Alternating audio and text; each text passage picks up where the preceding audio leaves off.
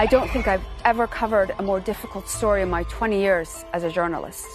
The first reaction was complete and utter shock and disbelief that this would happen in 2022. And what transpired afterwards was just a whirlwind of emotion, not just for me, but for many women that I spoke to in Tehran.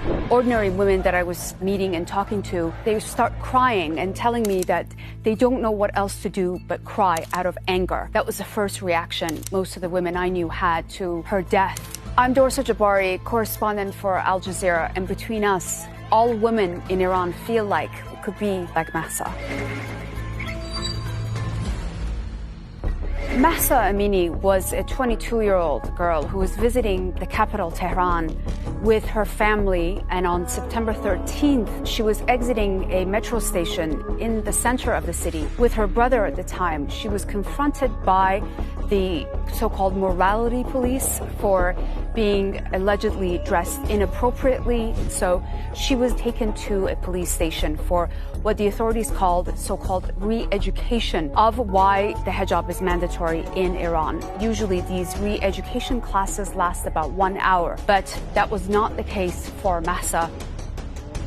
The authorities said that she had suffered a heart attack and she was taken to a hospital nearby where she was in a coma, and then she had another heart attack and died. Her family are saying a very different story, that she had suffered abuse at the hands of the police when she was in their custody. The protests really started about 48 hours after she was pronounced dead. I think one of the reasons that we've seen such a reaction from women inside Iran as well as outside is because this issue of mandatory hijab has always been a hot topic. There is this tremendous amount of anger from women because we all have been through this experience of what it's like in Iran. When you're leaving your home, you could be stopped at any time, anywhere in the city, from someone from the morality police who might deem you to be dressed inappropriately. Basically, we all feel that any of us could be Mahsa.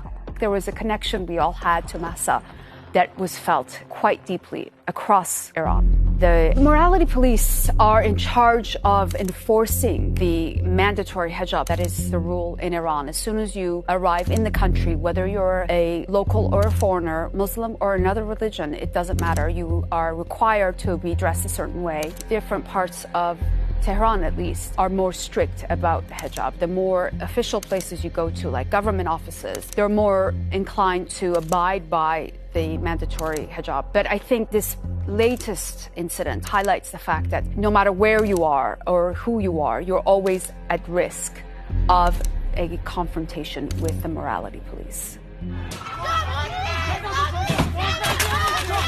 This particular case and what's happened to Mahsa and the issue of the mandatory hijab, the protests haven't been isolated to her hometown or the capital.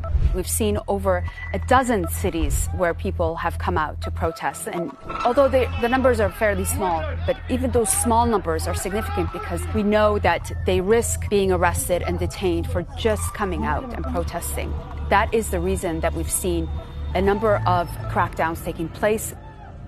These demonstrations have illustrated that there is a desire, there's a social interest in expanding women's rights in the country. The women that we've seen burning their hijab, the women that we're seeing cutting off their hair in reaction to what has taken place with Mahsa and the restrictions around their daily lives. There is a need for dialogue to revisit the issue of women's rights in Iran, certainly now more than ever.